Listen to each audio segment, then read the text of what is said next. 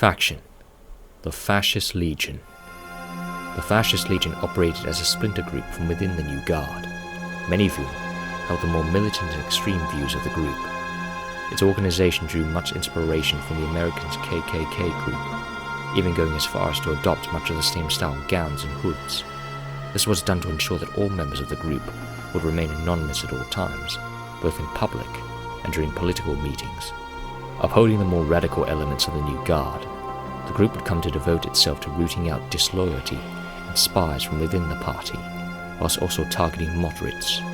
Outside of this, the Legion's members would engage in numerous home invasions against the party's enemies and opponents alike. The most famous case of this would occur during their attempt on former Communist Party leader, Jacques Garden.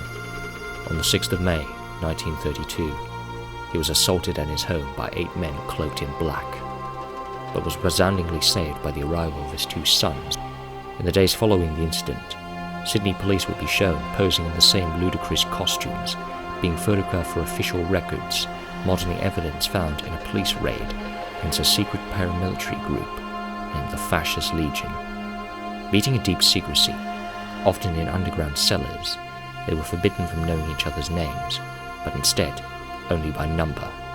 Estimates by the police placed the organization at 52 strong. However, despite its small numbers, the fear instilled by the group would terrorize much of Sydney's inhabitants for much of the early 30s.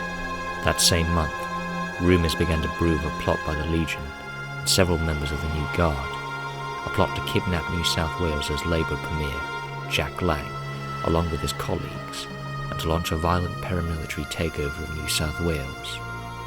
Events such as these would come to worry even Eric Campbell, the leader of the New Guard.